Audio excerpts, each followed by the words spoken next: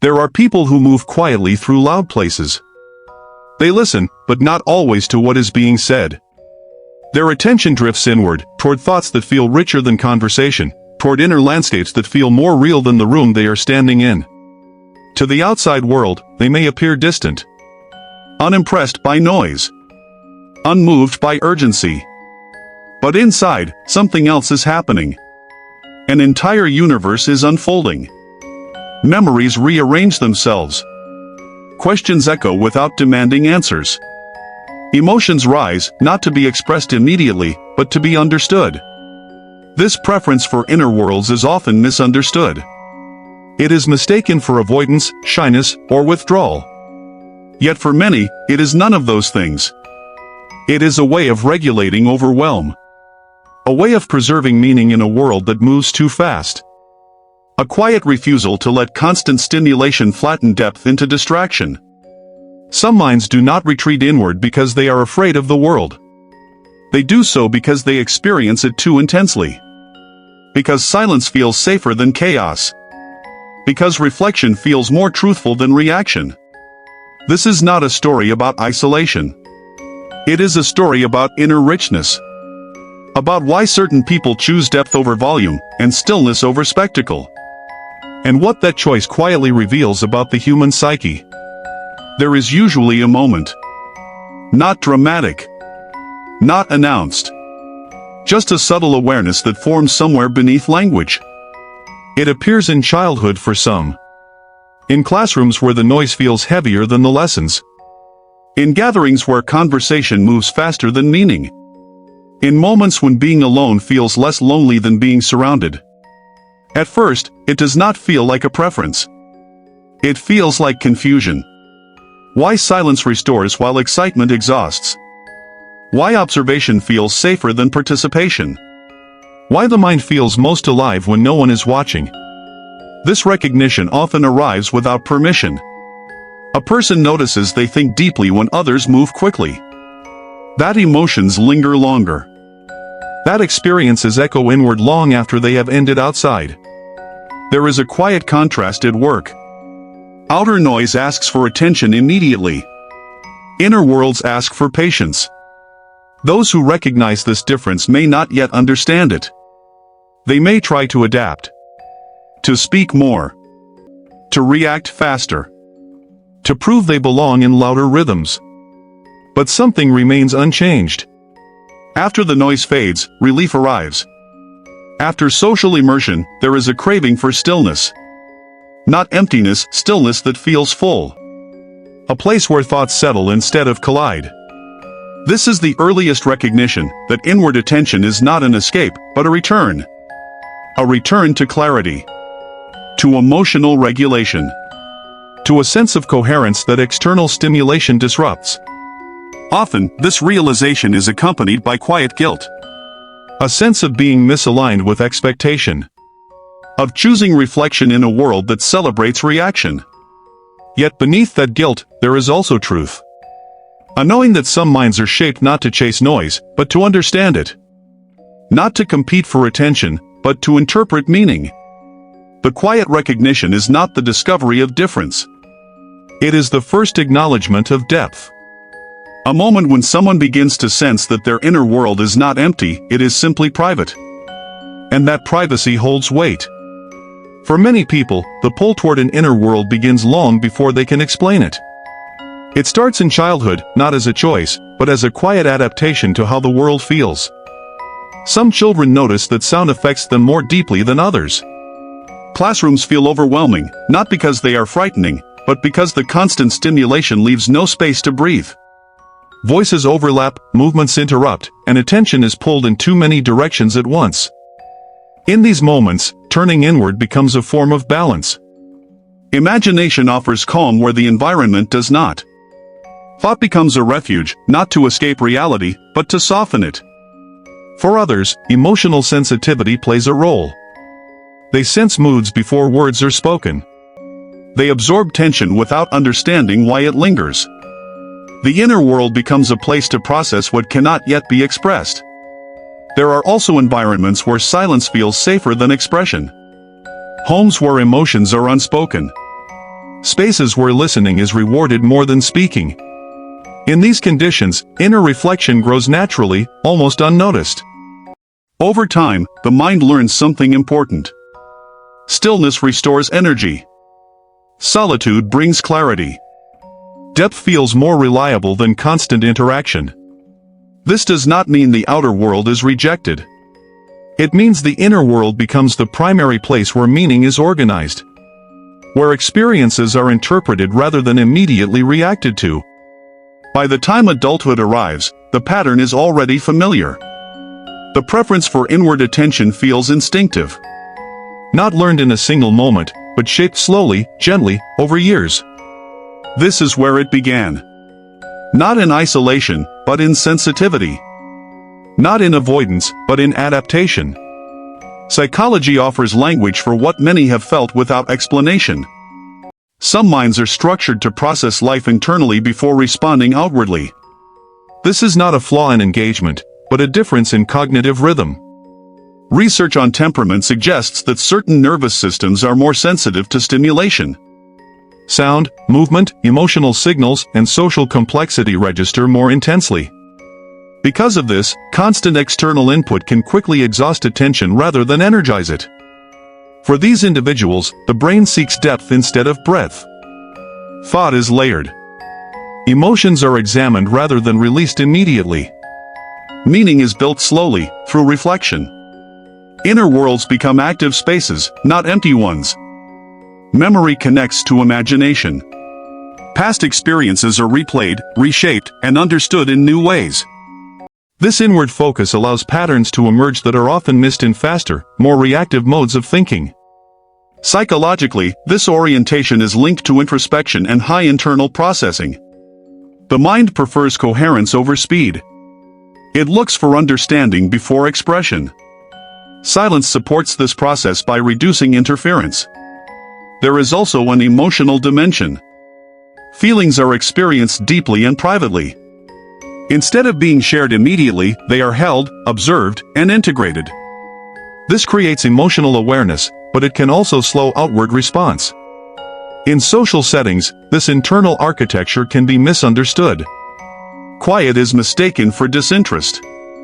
Pause is read as hesitation. Yet internally, there is constant movement. Thoughts are forming. Connections are being made. Emotional meaning is settling into place. This psychological structure explains why inner worlds feel rich rather than isolating. They are not a withdrawal from life, but a different way of engaging with it. A way that values depth, nuance, and internal consistency. For these minds, silence is not absence. It is the condition that allows understanding to exist. A world built on constant output often misunderstands inward minds. Noise is treated as participation. Visibility is confused with presence. And speed is mistaken for confidence. For those who live primarily within their inner worlds, this creates friction. Not because they reject the outer world, but because its pace rarely matches their rhythm.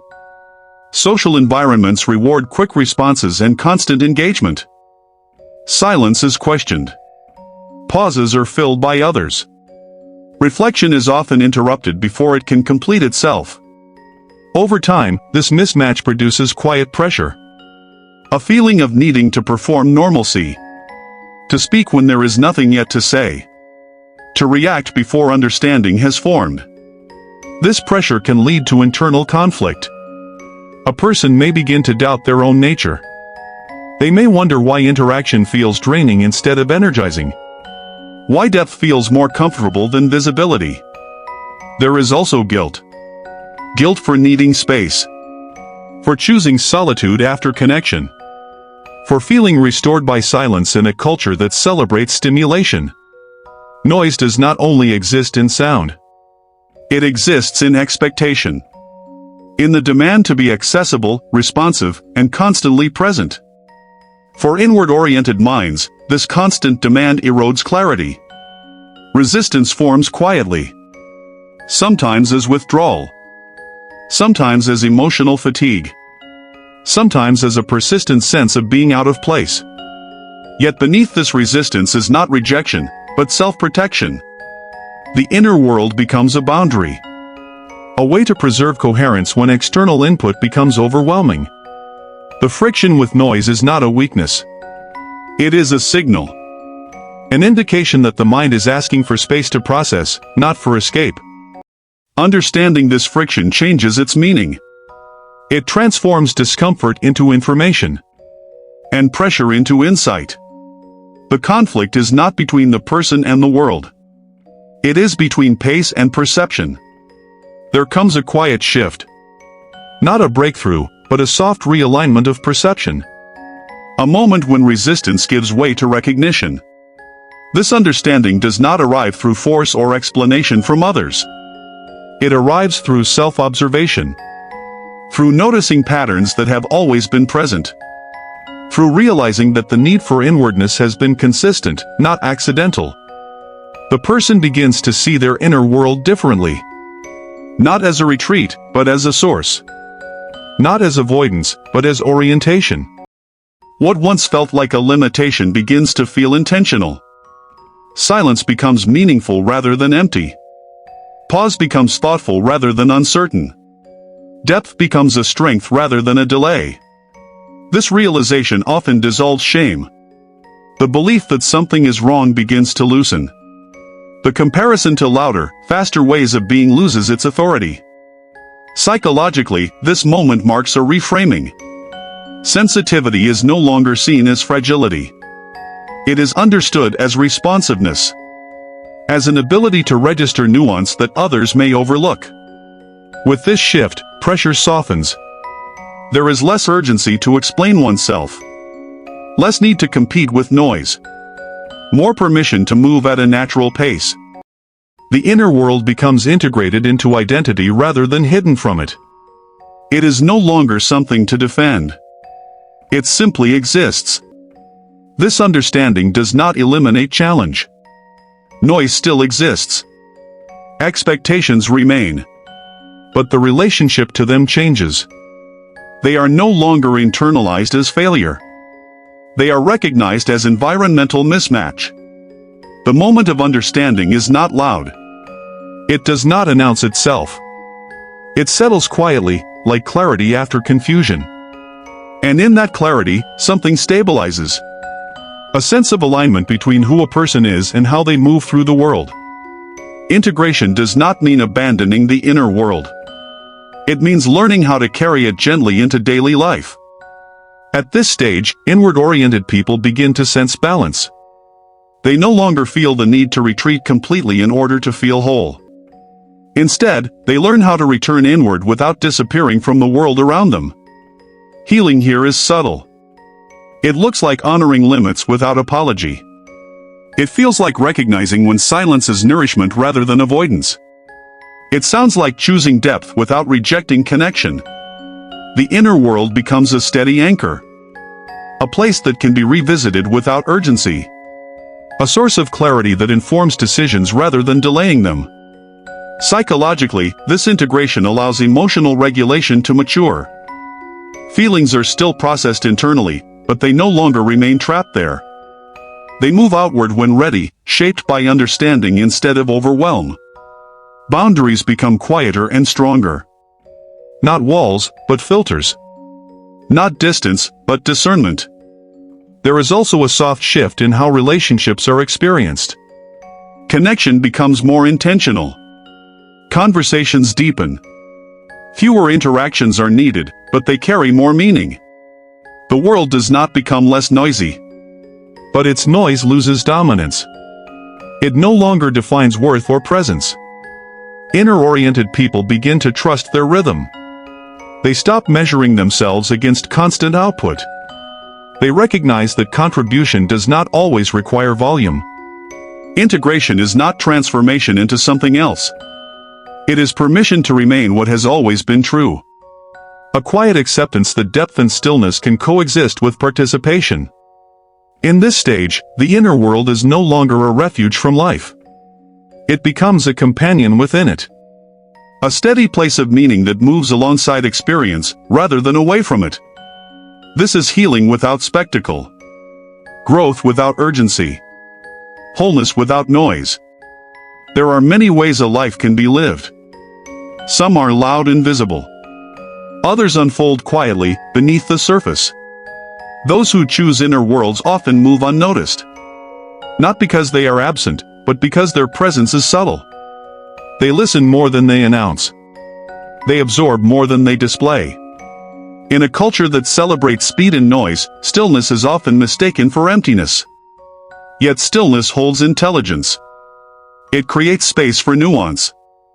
It allows meaning to mature instead of being rushed into expression. The inner world is where experiences are given shape. Where emotions are translated into understanding. Where contradictions are held without needing immediate resolution. These minds contribute in ways that are not always visible. Through insight. Through perspective. Through depth that influences quietly rather than loudly.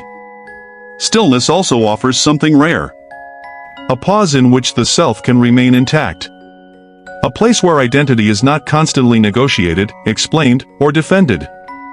Choosing an inner world is not a rejection of life.